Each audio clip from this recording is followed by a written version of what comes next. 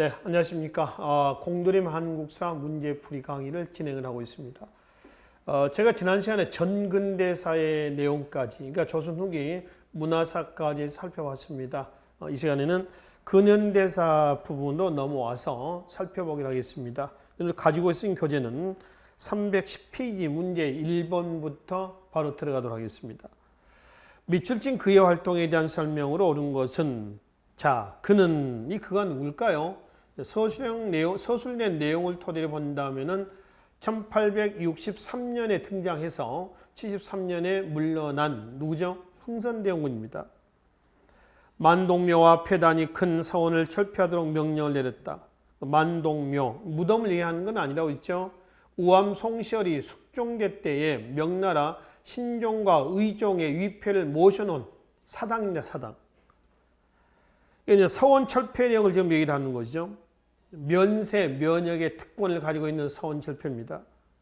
선비들 수만 명이 대궐 앞에 모여 만동묘와 서원을 다시 설립할 것을 청하니 그가 크게 노하여 병졸로 하여금 한강 밖으로 몰아내도록 하였다 그랬죠. 쭉 가냈습니다. 대응군 개혁 정책에 물론 같이 의기투합했던 부분도 있습니다. 양반들이. 근데 대부분은 등을 돌렸었죠. 잠깐요. 그거 좀 먼저 보고 갈까요? 자, 흥선대원군하고요. 양반들 있죠. 양반들하고 같이 개혁정책 추진 과정에서 의기투합했었던 부분은 뭐냐 그러면은 뭔가요? 흥선대원군의 밖으로 등장이 된 배경, 이른바 통상수교 거부 정책이에요. 이건 이제 의기투합했던 그런 시책입니다. 근데 이 양반들하고요, 흥선대원군하고 각을 세웠었던 정책이 있죠. 똑같이 흥선대원군입니다. 뭐가 있느냐라고 하는 거죠. 지금 나와 있는 것 한번 볼까요? 뭐예요? 서원철폐. 얘는 만동묘도 같이 포함을 합니다. 만동묘를 포함을 해요. 그 다음에 또 뭐가 있어요? 왕권을 강화해서 경복궁을 중건하죠. 경복궁 중건 과정에서 많은 재정적 비용이 뒤따랐을 겁니다. 그래서 그걸 이제 보충하기 위해서 일단 묘지림을 벌목한다거나, 묘지림 벌목이라든가, 그 다음에 당백전을 발행한다거나, 당백전 발행입니다. 이건 이제 많은 폐단이 나왔죠. 지금까지 화폐 100배 당한다라고 하는 뜻이거든요. 그러니까 이게 발행이 되면서 물가가 어떻게 돼요? 폭등. 그렇죠? 화폐 가치는 어떻게 있어요? 하락입니다. 하락. 그러니까 요즘에 얘기하면은 뭐예요 이거? 인플레이션 현상이 나오는 거죠. 당백전 발행으로 인한 폐단 얘기라고 있습니다. 이거 외에 또 뭐가 있을까요? 이거 외에 묘지림 벌목, 당백전 발행 또는 호포제 지시, 호포제. 삼정문란을 시정하자 해가지고 양반 이건 상민이건 매 호마다 포를 물자 해서 호포제 실시가 있었습니다. 이런 것들이 대응군 개혁 정책에서 양반들하고 서로 각을 세웠었던 시책들이겠습니다. 자, 그러면 여기서 흥선대원군에 대한 얘기예요. 1번, 갑오개혁 당시 군국기무처의 총재관으로 활동했다. 갑오개혁을 1차, 2차 갑오개혁을 주도했던 사람은 김홍집입니다. 김홍집 친일내각이었죠. 박영영도 있었습니다만 일단 이제 군국기무처 초정부적 회의기구입니다. 그래서 제1차 갑오개혁 추진기구예요. 김홍집이고. 2번, 갑신혁명 당시 청군의 원조를 요청한 사람은 민비입니다. 명성황후를 얘기를 하고 있습니다. 1884년에 갑신혁명이죠. 3번, 이모군란 직후 통리기무화문을 폐지했다. 맞죠? 이거는 흥선대원군 얘기입니다. 자, 대원군이 아까 말씀드렸습니다. 흥선대원군이 집권했던 시기는 1863년에서 73년까지예요. 아시죠? 흥선대원군. 73년에 최익현의 탄핵 상소를 받고 어쩔 수 없이 물러갑니다. 그래서 누가 나오나요? 1873년 이후에는 고종과 민비가 이제 등장하죠. 대웅군의 통상수교 거부 정책에 반해서 이 사람들은 개항에 관심을 가지고 있었습니다. 개화와 개항에. 그러던 상황에서 1875년 운양호 사건, 운요 사건이라고도 하죠. 운양호 사건이 터지고 1876년 2월 달에 강화도 조약이 체결돼서 일본에 의해서 개항이 됩니다. 원래 명칭은 조1 수호 조규고요. 아울러 1876년이 병자년입니다. 그래서 병자수호 조약이라고도 얘기를 합니다. 그 강화도 조약 이후에 이제 미국 등 서유럽 프랑스라든가 영국이라든가 등등의 나라, 러시아 다 개항이 되고요. 개항 이후에 정부의 개화 정책이 추진이 되겠죠. 근데 기성 양반들은, 기득권을 가지고 있는 양반들은 개화 정책에 반대했을 겁니다. 그게 이제 위정척사 사상이란 말이에요. 그래서 개화 사상과 위정척사 사상의 충돌에서 터진 첫 번째 사건이 1882년 6월에 이모년의 이모군란입니다. 이모군란은 1882년 부식 군인들의 차별 대우에 대한 신식 군인들, 별기운이죠. 교련병대라고도 합니다. 별기운에 대한 차별 대우에서 들고 일어난 거죠. 개화 정책 추진에 따른 반발 세력들이었습니다. 그럼 이제 이모군란 이후에 청해 세력이 조선에서는 강화가 되고요. 청해 세력이 강화되고 이모군란 이후에 조, 청, 상민, 수륙, 무역, 장정이 체결돼서 청나라의 체조선에 대한 경제 침투가 강화가 됐었습니다. 그리고 이모군란 이후에 제물포 조약이 체결돼서 인천이죠. 체결돼서 이 제물포 조약은 주의하실 것은 이모군란 이후에 청나라 세력이 강화됐다고 해서 조선과 청 간의 조약이 아니고 제물포 조약은 조선과 일본 간의 조약입니다. 일본의 공사관 보호, 일본인 보호를 목적으로 해서 최초로 우리나라에 합법적으로 일본의 군대 주둔이 인정되게 된 계기가 된 그 조약이에요. 제물포 조약입니다. 그런데 이모군란 이후에 개화 세력이 온건계합파와 급진계합파로 나눠지죠. 그래서 그 급진계합파가 일본의 배후 지원 약속을 믿고 온건계합파, 즉 민비와 김홍집 등이 친청 세력입니다. 걔네를 뒤집어 엎으려고 했다가 실패한 사건이 우리나라 최초의 정치개혁 운동이었다라고 하는 갑신정변으로 나옵니다. 일본의 메이지유신을 모델로 했었던 입헌군주제로의 개혁을 얘기를 하는 것이죠. 근데 3일 만에 실패로 끝났습니다. 3.1천하라고 하는 것이죠. 갑신정변의 결과 취했던 조약 중에 한성조약과 그 다음에 텐긴 조약이 있습니다. 여기서 한성조약은 어디 간의 조약이냐 그러면은 조-청 간의 조약입니다. 조-일 간의 조약이고요. 텐긴 조약은 청-일 간의 조약입니다. 특히 텐긴 조약은 양국 군대, 청과 일본입니다. 양국 군대에 공동 철병, 공동 파병 내용이 들어가 있어요. 아시겠죠? 그러니 갑신정변 직후에 당시 급진계합파 세력들이 이제 일본의 배후 지원 약속을 믿고 전려진 사건 아닙니까?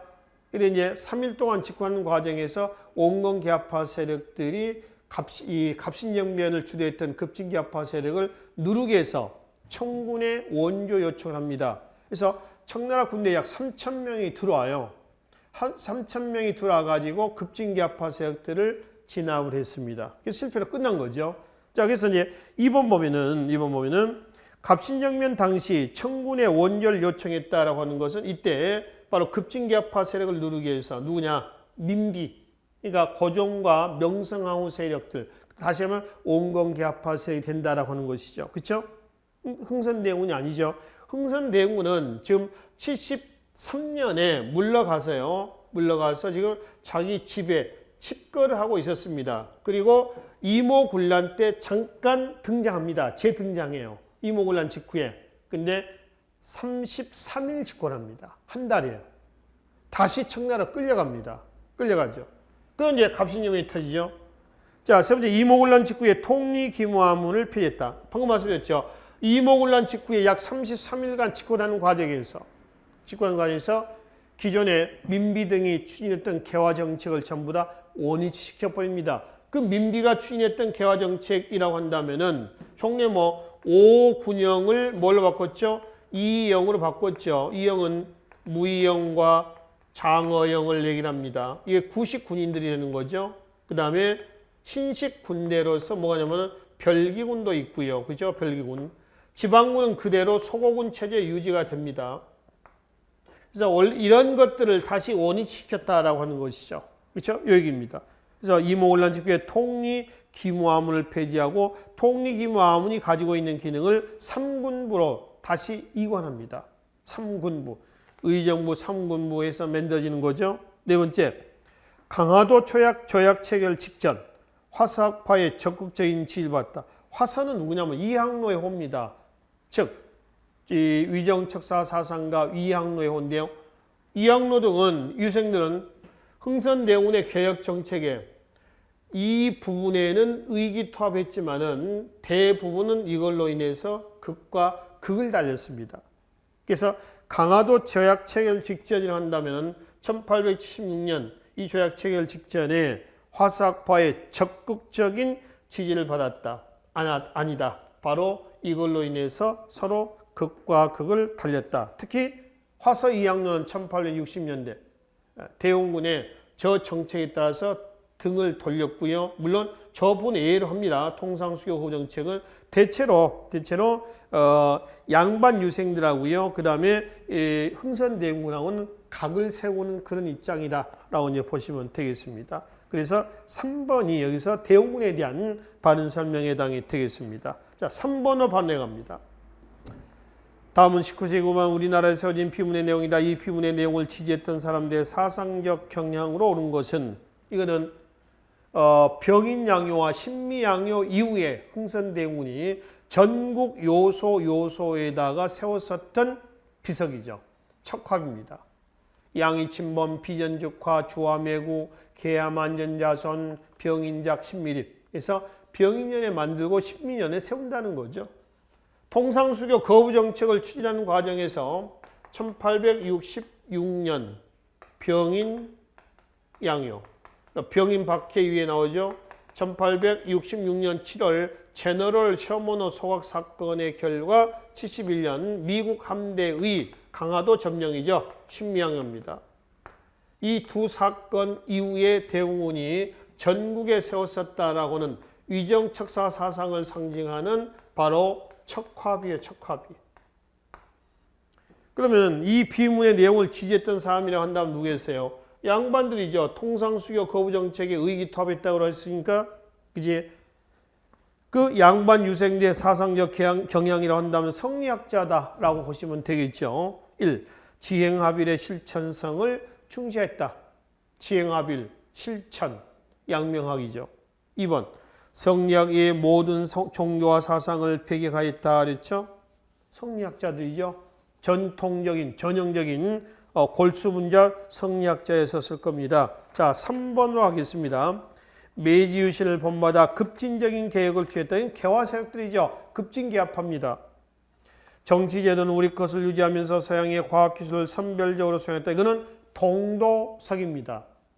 그러니까 서양의 것을 받아들이려 하는데 무조건 다 받아들이자라고 하는 건 아니고요. 이런 것만 받아들이자. 이 얘기였어요. 여기서 이제 양반 유생대에 대한 얘기니까 바로 2번 내용이 이 비문의 내용을 지지했던 사람으로 분류를 하시면 되겠습니다. 자, 5번으로 하겠습니다. 다음은 종조 때 좌의정. 최재공이 주장한 내용이다. 앞에 최재공에 대한 문제가 있었죠.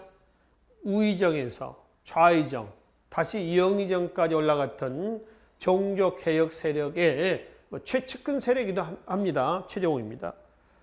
이와 같은 상황에서 나타나는 경제현상과 비슷한 문제점을 초래했던 역사적 사실은 우리나라의 금난전법은 본래 국역에 응하는 유기전에게만 이익을 독점해 주고자 실시한 것이다. 금난전권에 대한 얘기입니다. 그러니까 유기전 상인들 있죠. 비단, 무명, 모시, 종이, 어물 등의 그 6개 품목을 파는 상인들입니다. 이 유기전 상인에게 주었었던 특권이 뭐예요? 금, 난, 전, 특권이었습니다. 난전을, 즉 잡상입니다. 단속할 수 있는 권한입니다. 근데 이 금난정권이 기능이 확대가 돼서 나중에는 누구한테도 준다는 거죠? 시전 상인에게도 금난정권의 특혜를 부여를 하더라라고 하는 거죠. 그러니까 시전 상인들이 장사를 해서 돈을 모을 생각을 하지 않고요. 힘이 없는 중소상인들을 이 특권을 가지고 후려쳐서 걔네들로부터 돈을 많이 뜯었던 거죠. 갈취했던 거죠. 그래서 이 시전 상인하고 그 갈취한 돈들을 시전 상인은 당시 노론에 갖다가 헌납을 하는 겁니다. 그래서 정조 때 보면은 정조 때 정경유착, 유착의 고리를 뭐 하겠다는 거죠? 끊겠다 해서 1791년 신해년에 뭐가 나왔어요? 신해통공으로 인해서 시전 상인이 가지고 있는 금난정권의 특혜를 없애는 거죠. 물론 유기전 상인이 갖고 있는 금난정권은 그대로 놔두는 겁니다. 그러니까 유기전 상인의 금난정권을 제외한 시전 상인의 금난정권을 없앤 것이 신해년의 통공이었습니다. 통공이라고 하는 얘기는 누구나 다 통하게 한다라고 하는 겁니다. 통공이죠. 다 할 수 있다라고 하는 거죠. 일종의 자유를 주는 거죠.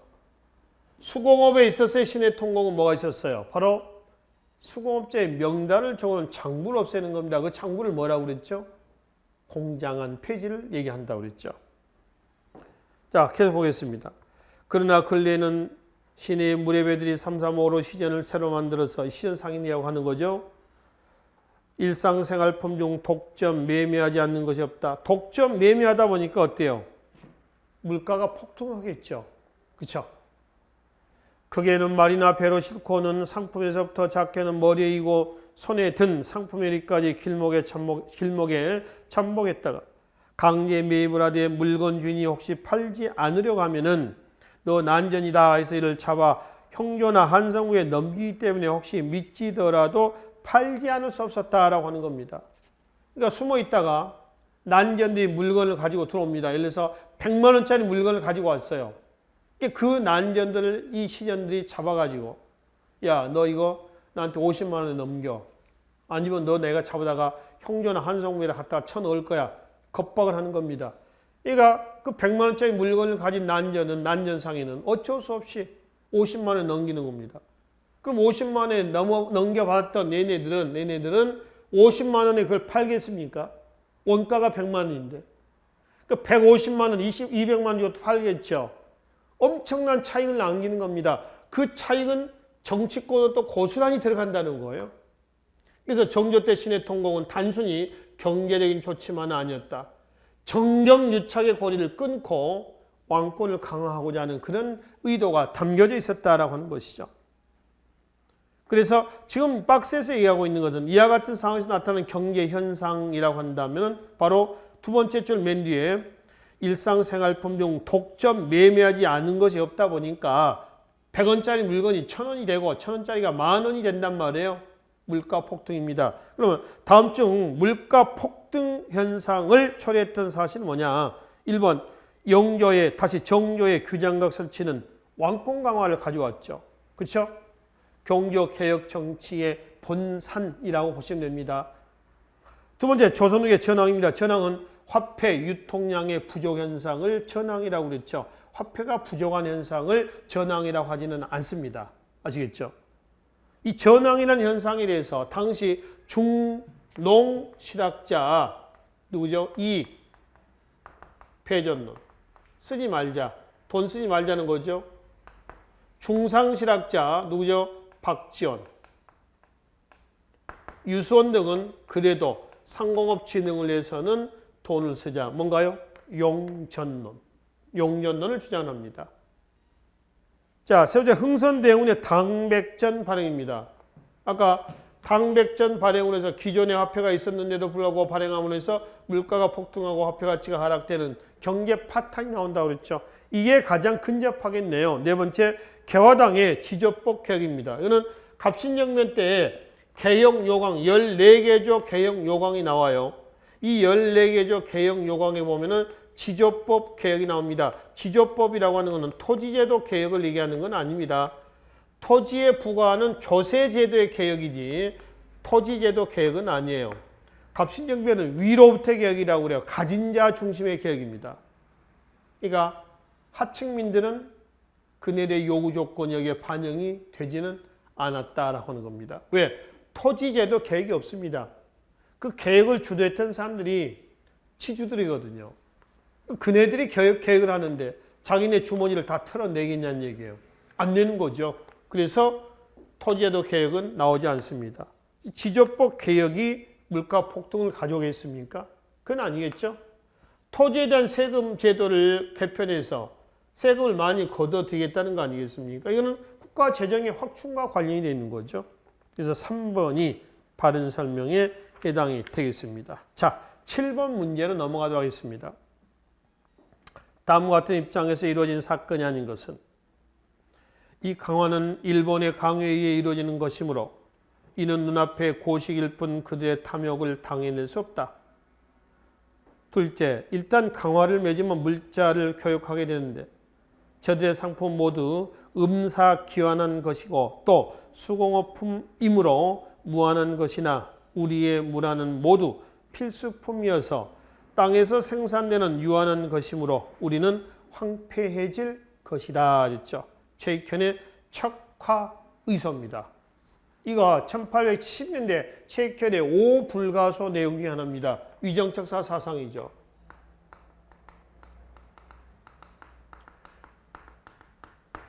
이 위정척 사상은 몇 년대에 처음 나오냐? 1860년대에 처음 나옵니다. 1870년대에 이어집니다. 1880년대 그대로 계승이 됩니다. 1890년대 때도 그대로 계승이 됩니다. 끝나는 건 아니고요. 1900년, 1910년, 20년 계속 진행이 되는데 여러분들은 1860년에서요. 90년대까지는만 끊어서 좀 살펴보십시오. 자, 1860년대 때는 한참 열강이 통상을 요구하던 시절이에요. 그러니까 통상 하자는 거야, 이 사람들은 하지 말자는 거야. 양반 유생들은 하지 말자는 거죠. 통상 불가, 통상 반대로 갑시다. 통상 반대, 그리고 내수 외양입니다. 안으로 내 걸 지키고 외세는 양 배척하자는 겁니다. 지향하는 겁니다. 그죠? 그래서 1860년대 통상 반대, 내수 외양, 대표적인 화서, 이양로, 기정진 이런 사람들이 등장하죠. 그렇죠? 70년대 때는 개항이 되던 시절이요. 76년 강화도 조약을 통해서 개항이 되죠. 개항을 하자는 거야, 하지 말자는 거야? 안 된다는 겁니다. 개항 불가. 왜 개항하면 안 됩니까? 했더니 외양일체라고 그랬습니다. 외놈이나 양놈이나 일체 똑같다. 누구예요? 대표적인 지금 나오는 최익현, 오불가소, 최익현, 민종식 이런 사람들이죠. 그렇죠? 80년대 때는 개항을 하니 많이 했지만 결국 개항이 됐죠. 76년에. 그 80년대는 정부가 이제 개항 이후에 개화정책을 추진합니다. 그 개화정책 추진했다는 반발, 바로 홍계학의 만언 척사, 홍계학입니다. 조선책략 유포에 따른 반발, 영남 만인소, 누구죠? 이만손입니다. 그 다음에 이재선, 흥선대원의 서자입니다. 이재선 사건도 이때 납니다. 흥선대원군이 이재선을 앞세워가지고 바로 권력을 잡으려다 실패한 사건이에요.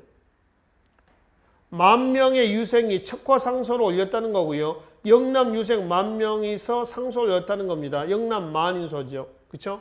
만어는 만인하고는 달라요. 만은 만 글자입니다. 유생이 만 글자로 썼다는 거죠. 홍계학이가. 근데 만 글자 넘습니다. 그리고 이걸 10,000명이서 상소를 했다는 겁니다. 공교롭게도 이것이 1881년에 일어납니다. 81년이 신사년이에요. 그래서 80년대 유정척사 운동을 신사척사 운동이라고도 한다는 거죠. 90년대 때는 항일 의병 운동으로 나옵니다. 1895년 바로 을미사변이 나오죠. 명성황후 시의 사건이에요. 그래서 을미사변 이후에 최초의 의병, 유인석, 또 민종식, 그렇죠? 등등 해가지고 전국적으로 확산이 됩니다. 이 위정척사 운동은 60년대부터 해서 90년대까지만 살펴보시면 되겠습니다. 이거의 반대말은 개화사상이다. 그럼 여기서 이제 1870년대 때 최익현의 5불가소예요. 5가지 이유를 든 거거든요. 개항하면 안 된다는 거지.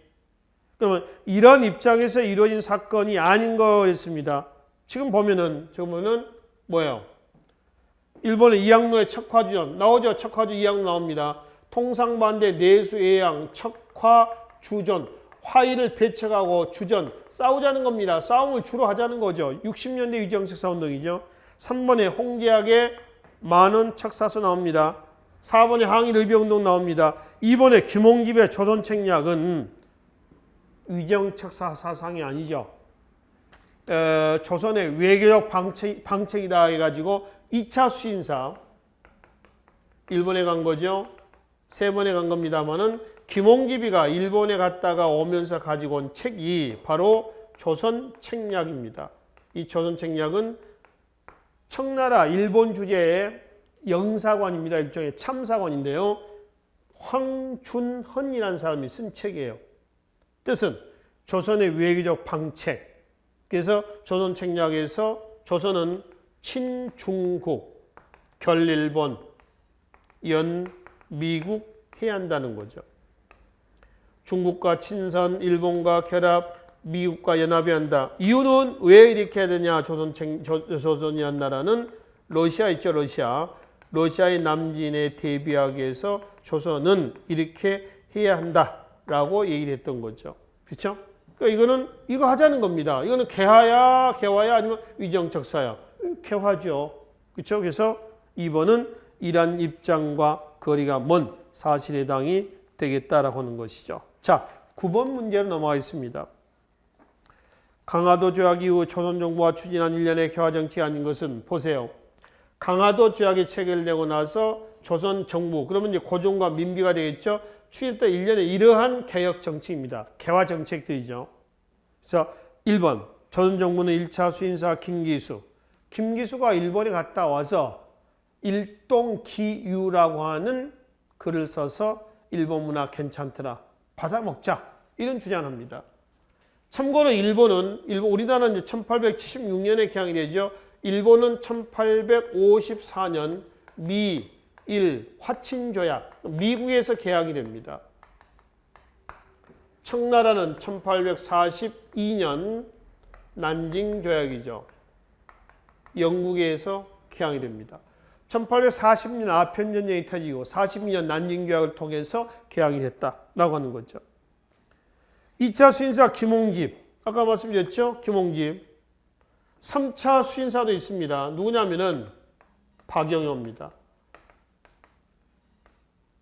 그래서 이제 이모군란 이후에 제물포 조약에 의해서 대관을 파견해서 사죄해라 해서 이때 이제 박영효가 3차 수인사로 간단 말이에요. 이때 갈 때 태극기를 그역합니다. 국기죠. 이게 이제 1883년에 우리나라의 공식 국기도 공일이에요. 물론 모양은 지금 모양은 다릅니다. 그럼 일본의 수신사 말고 또 뭐가 있냐면 조사 시찰단이 갑니다. 박정양 또는 김홍집 이런 사람들이 일본의 홍영식 이런 사람들이죠. 일본의 조사 시찰단에서 산업 시찰단을 한다는 거죠. 청나라에는 영선사다에서 갑니다. 김윤식을 중심으로 해서 38명이 가고요. 미국에는 홍영식 등이 중심이 돼서 보빙사절단 또는 보빙사라에서 그거 한단 말이에요. 그죠? 자, 2번. 조선 정부는 개화 정책을 추진하기 위해서 통리기무화문이라는 새로운 기구를 설치하였다. 맞죠? 근데 이제 이모군란 직후에 한 달 정도 직후에 흥선대원은 통리기무화문을 없앱니다.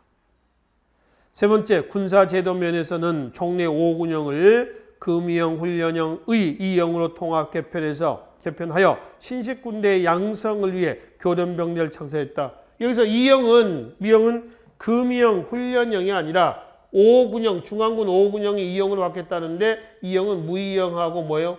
장어영을 얘기한다는 거예요. 그리고 신식군대 별기군 또는 교련병대라고 말씀드렸죠. 같은 얘기입니다. 지방군은 오군영대 때 조선 후기의 지방군 그대로 소고군 체제가 유지가 됩니다. 4번. 조사시찰단은 일본에 건너가서 정보기관은 물론 각종 산업시설을 시찰하였다. 맞죠? 3번이 잘못된 설명에 해당이 되겠습니다. 자, 11번 문제로 넘어가겠습니다. 다음은 이만손이 올린 영남 만인소 일부이다. 가에서 라에 각각 해당하는 나라와 관련된 사실을 오는 것은 가, 나, 달의 가는 읽으면 청나라입니다. 청나라. 우리가 신하로서 섬기는 바임이었죠. 이미 호란 위에 군신관계가 맺어져 있는 상태예요. 두 번째는 일본입니다. 삼포외란이 어제 일 갖고 에서 나온 거 있죠. 중종대 삼포외란입니다. 일본이죠. 다는 미국입니다. 미국. 우리가 본래 잘 알지 못한 나라입니다. 공연히 타인의 권유로 불러들였다가 타인 누굴까요? 청입니다. 청나라가 미국을 불러들이는 거죠. 그래서 1882년 조미 수호통상조약이 체결된단 말이에요. 라는 본래 우리와 혐의가 없는 나라이다. 공연히 남의 말만 듣고 틈이 생긴다면 해서 여기서 남의 말만 할 때 남은 어디예요? 청입니다. 이거 봐요.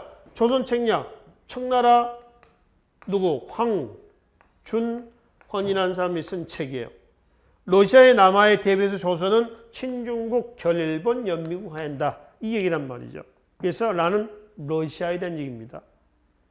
자, 그러면 이제 청, 일본, 미국, 러시아인데요. 일본 보겠습니다. 청이죠. 조청, 상민, 수륙, 무역장정에서 이 나라 상인들의 특권이 인정되었다. 이 상민, 수륙, 무역장정은 이모군란 위에 조선과 청나라 간에 체결했었던 조약이에요. 그렇죠? 청 맞죠? 두 번째. 나번 일본인데 우리나라의 거문도를 불법적으로 점령한 행포를 벌인 나라는 영국입니다. 거문도는 어딘지 아시죠?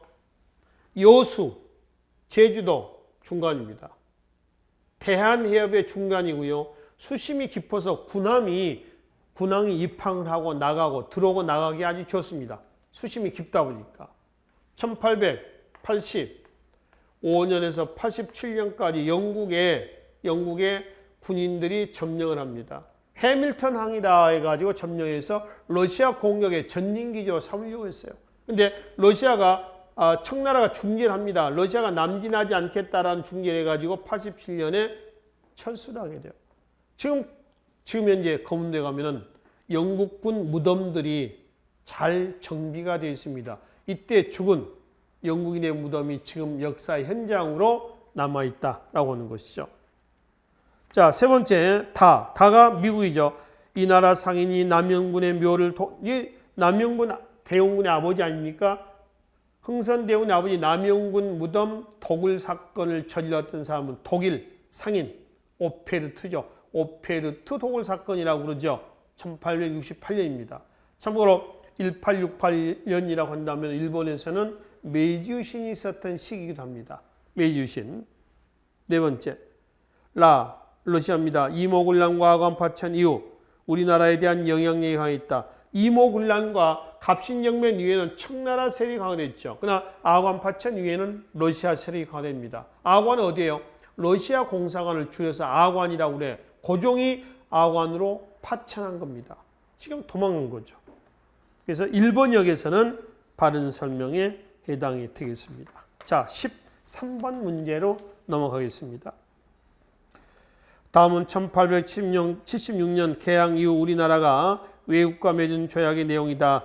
시기순으로 바르게 나열한 것은, 자, 그래서 순서를 봅시다. 바로 니은이 가장 빠르네. 니은은 일본국 국민은 본국에서 사용되는 화폐로, 일본 화폐입니다. 조선국 국민의 물자와 마음대로 교환할 수 있다. 이게 조일 수호 조규 부록입니다. 아까 강화도 조약을 원래 명칭은 조일 수호 조규라고 했습니다. 조일 수호 조규의 원래 명칭이 이렇습니다. 여기서 빠진 내용이 조일소조규 부록이다 해가지고 1876년 체계된다라고 하는 것이죠. 그렇죠? 시기는 8월달입니다. 이게 2월달, 8월달이래요. 그 다음에 기호로 하겠습니다. 조선과 미국 두 나라 중 한 나라가 다른 나라의 핍박을 받을 경우 분쟁을 해결해 주도록 추진한다. 이게 1882년 조미 수호통상조약 1조 내용입니다. 어려울 때 서로 돕자라고 하는 거죠. 물론 진짜는 아니었지만. 자, 세 번째는 리을입니다. 일본 공사관에 군인 약간명을 둬서 경비하게 하고 그 비용은 조선이 부담한다 했습니다. 이거는 아까 말씀드렸죠. 제1포약입니다. 최초로 일본 군대의 주둔이 합법적으로 인정되게 됐던 이모군란 이후에 제1포약이에요. 1882년입니다. 그 다음에 티귿. 영국 군함은 개항장이에 조선 국내 어디서나 정박할 수 있고 선원을 상륙할 수 있게 한다 했죠. 이거는 조영 통상조약입니다. 조선과 영국 간의 조약은 1883년입니다. 1883년이다. 그래서 순서대로라면 니은, 기역, 리을, 디귿 요 순서로 배열하시면 되겠습니다. 자, 15번 문제로 넘어가도록 하겠습니다. 1880년대 개화정책과 관련된 사실에 대한 설명으로 옳은 것은 교정청은, 그러니까 개항 이후에 아까 말씀드렸었던 개항에 의한 개화정책에 대한 얘기예요. 교정청은 개화정책을 총괄하는 기다. 개화정책을 총괄하는 기구는 앞에서 뭐라고 그랬어요? 두 번 나왔죠? 통리기무아문이라고 했어요. 통리기무아문. 그 교정청은 뭐 하는 곳이냐? 동학농민운동 때에 정부가 추진했던, 온건개합하죠. 정부가 추진했던 개혁기구를 교정청이라고 그래요. 그 동학농민군들이 폐정개혁 실천기 때에 폐정개혁을 실천하기 위해서 설치했던 기구가 있었습니다. 그걸 뭐라고 그래요? 여기 잠깐 좀 봅시다. 궁극기무처와 그 다음에 교정청과 집강소 전부 다 개혁기구들입니다. 자, 궁극기무처는 제1차 가보개혁 추진기구고요. 교정청은 온건개합화를 중심으로 했었던 개혁기구고요. 집강소는 동학농민운동 당시에 폐정개혁 12개조 나오죠. 그거 추진기구예요. 여기서 교정청이 나오는 겁니다. 개화정책을 여기서 총괄하는 기구는 통리기무아문이라고 했습니다. 자, 두 번째, 청에 파견한 영선사 김윤식 일행은 무기제조법을 배웠다. 영선사로 가죠. 38명을 보냈다고 그랬습니다. 81년에 갑니다. 82년 이모군란이 끝나고 돌아옵니다. 조기 귀국을 합니다. 왜냐하면 청나라 양무운동 때 텐진에서 기기국이라는 관청을 두고 무기제조, 근대적인 군사훈련, 습득을 목적으로 보냈거든요. 근데 수준은 대학 수준인데 김윤식이 데리고 왔던 수준은 한 고등학교 정도 학생의 수준이에요. 그러니까 학업을 못 따라가는 겁니다. 또 재정 문제도 있었습니다. 근데 이모군란을 전후로 한 시기에 보면은 국가 재정 확보 체계의 일환으로서 온건개합화 세력들은 뭘 하자고 그랬어요? 돈을 일본에 가서 미안합니다. 온건개합화 세력들은 급진개합화 세력들입니다. 급진개합화 세력들은 일본에 가서 돈 좀 빌려오자 이랬거든요. 그래서 300만 원만 빌려달라 했는데 17만 원을 빌려왔단 말이에요. 17만. 물론 지금의 화폐 단위는 아닙니다. 근데 온건개합화들은 뭐라고 했어요? 야, 돈을 발행을 하자라고 했어요. 돈을 찍어내자. 그래서 온건개합화 세력들은 러시아의 멜렌도르프 후원하에서 화폐, 당오전이라는 화폐를 발행하잖아요. 당오전도 똑같은 당백전의 결과와 똑같은 어떤 결과가 나옵니다. 화폐가치 하락이 되고 물가가 폭등이 되는 거죠. 그래서 고종이 이제 그 온건개합화하고 급진개합화의 주장을 다 들어준 거죠. 그러면 돈 찍어내고 돈 빌려와라 했던 거죠. 근데 결국은 급진개합화 세력들이 주장했던 그 돈 차감 빌려온 거 있잖아요. 그건 잘 안 됐어요. 300만 원 빌려야 되는데 17만 원 빌려온 거 아닙니까? 그리고 온건계약파의 주장 내용은 이제 화폐 발행은 그건 된 거죠. 점차 이제 온건계약파하고 급진계약파 세력들의 갈등이 심해지는 겁니다. 그래서 급진계약파 세력들이 일본의 세력을 등에 업고 온건파 세력들을 계약파들을 치려고 했다가 실패한 사건이 뭐예요? 갑신정변이었다라고 하는 거죠. 그 얘기란 말이죠. 자, 그래서 봅시다. 그래서 일단 영선사는 1년 만에 귀국을 하게 됩니다. 그러나 1년 동안 배워와가지고 청나라 양문동 때 기기국이라는 관청을 모방해서 무기 제조 관청으로 설치했던 것이 하나 있어요. 그게 기기창입니다. 그래서 다음 중 영선사 귀국 이후에 정부에서 설치했던 관청을 쓰라 그러면 기기창, 무기 제조입니다. 그렇게 쓰시면 됩니다. 자, 니은 미국에 파병된 보빙사들은 보빙사절단이라고 그래요. 근대 시설을 시찰하고 대통령을 접견하기도 했었습니다. 맞습니다. 그래서 보빙사 중에서 홍영식 그럼 나중에 문제에서 보겠지만은 우체국, 지금 최신 우정 업무 우체국의 대부다라고 이제 보시면 되겠죠. 리을. 김홍집은 조사 시찰단으로 일본을 방문해서 조선 책략을 가져왔다. 김홍집은 조사 시찰단이 아니에요. 2차 수신사로 일본에 간 겁니다. 물론 조사 시찰단도 일본에 갔습니다. 산업 시찰단이거든요. 그래서 리을은 조사 시찰단이 잘못된 설명입니다.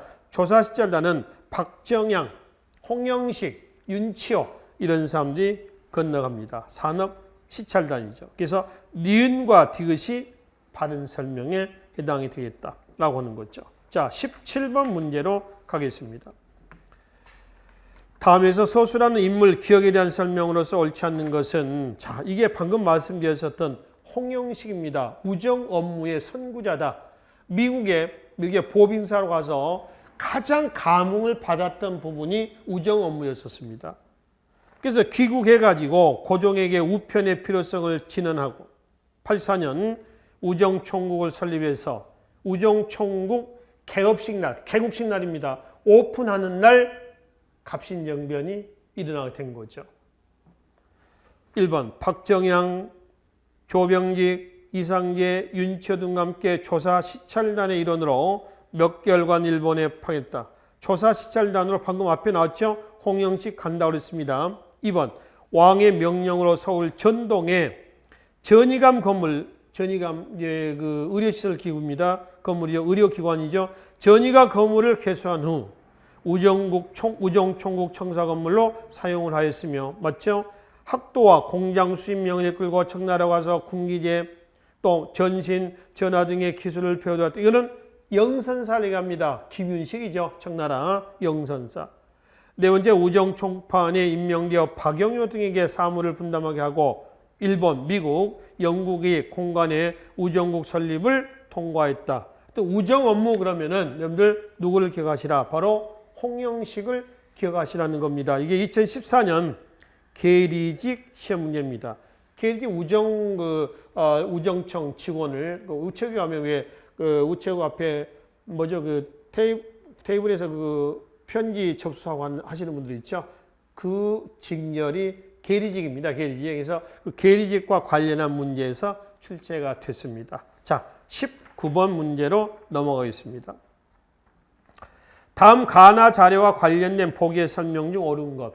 가는 뭐고 나는 뭐냐? 가는요, 최익현의 개양불가론입니다. 아까 말씀드렸던 최익현의 오불가상소요, 척화의서라고 있었죠? 그걸 얘기를 하고요. 나번은 6일준의 개화 주장 내용입니다. 6일준의 개화론에 대한 얘기예요. 서로 대비가 되죠. 자, 기억 보겠습니다. 바른 겁니다. 가는 이양로가 쓴 화서집의 일부 내용이다가 아니라 최익현이 쓴 척화상소의 내용입니다. 척화 오불가소를 얘기한다는 것이죠. 기억 X, 니은. 나의 저자는 6일준이죠. 한반도가 중립지대가 돼야 한다는 중립론을 썼다. 6일준 맞죠? 봐봐요. 갑신정변 이후에 한반도 정세를 보면요. 이거 한반도 정세를 보면은 조선을 둘러싸고요. 남북으로는 누가 대치하냐면은 러시아하고 누구예요? 영국. 동서로는 어디예요? 청과 일본의 대립입니다. 갑신정변 이후에 국제 정세가 이렇습니다. 일본과 청, 러시아의 영, 특히 이제 영국의 거문도 점령 이런 거죠. 이때에 부들러, 독일 영사 부들러하고요. 지금 나오는 누구죠? 육일주는 한반도 중립론을 주장을 했던 거죠. 물론 잘 안 됐습니다. 자, 디귿. 가의 주장은 위정척사 운동의 전개로 이어졌죠. 맞죠? 가. 최익천의 위정척사 운동의 주장으로 이어지는 겁니다. 리을. 나의 주장에 근거해서 조선 책략에 대한 비판이 났다. 나의 주장이 아니라 가의 주장이었죠. 그러니까 조선 책략 유포에 따른 비판은 영남 만인소예요. 이만소를 중심했던 영남 만 명의 유생들이 80년대 때에 위정척사 운동을 전개합니다. 이거는 뭐에 대한 조선 책략 유포에 따른 반발이죠. 결 일본, 연 미국 하지 말자라고 하는 것이 위정척사로 이어진 거고요. 그죠? 근데 결 일본, 연 미국 하자라고 하는 것은 뭐죠? 개화 사상으로 이어지는 겁니다. 그 위정척사 사상이 뭘로 나왔냐 하니까 영남 만인소 사건으로 이어났고 개화 사상으로 이어진다는 얘기는 조미 수교의 영향을 따 미국과의 수교죠. 1882년이 된다라고 하는 거죠. 이해되시나요? 연 미국 내용이 이것입니다. 그래서 미국과 조약 체결에 영향을 준 책 중에 하나가 되는 거죠. 그러니까 이거는 조선 책에 대한 비판이다라고 한다니까 영남 만인소니까 가가 아니라 뭐죠? 나가 아니라 뭐죠? 가 위정 척사 사상을 얘기해야 될 것이다 라는 얘기입니다. 자, 21번 문제로 넘어가겠습니다. 중국 외교관 황준환입니다. 지금 말씀드렸던 얘기예요. 조선 책략에 반발하여 쓴 글을 보기에서 고르라 했습니다. 답은 이만선의 뭐요? 영남 만인소를 얘기를 합니다. 자, 기역, 니은, 디귿, 리을인데 기역은 이만선의 영남 만인소예요. 이건 앞에 기역, 니을에서 뭐 일본, 청, 또 뭐 미국, 일본 등이 있었죠. 그 얘기에 지금 니은은 어디냐면 니은은 곽기락이라고 하는 사람의 동도 서기론에 대한 얘기입니다. 우리나라의 개화운동의 방향이 무조건 서구의 문물을 받아들이자라고 하는 것이 아니라 정신문화는 동양의 것이다 두고 기술문화는 서양의 것을 받아들이자라고 하는 뭐죠? 동도석이라는 얘기죠. 자, 디귿은 6.1주 얘기 한반도 중립론입니다. 아까 말씀드렸죠? 이 상황에서 독일 영사 부들러와 6.1준이 이 상황에서 한반도 중립론을 제창했던 부분이에요. 자, 다 디귿인가요? 리을인가요? 리을은 이양로의 통상반대론입니다. 이양로 통상반대론이죠. 척화주의할 때 1860년대 통상하면 안 된다라는 얘기죠. 그래서 여기서는 이제 황준원의 조선 책략에 따른 반발 그러면 기역 이만선의 영남 만인소 사건 이렇게 얘기를 하시면 되겠습니다. 그래서 21번까지만 풀고요. 다음 23번 이후 부분은 잠시 쉬었다가 이어서 정리하도록 하겠습니다. 수고하셨습니다.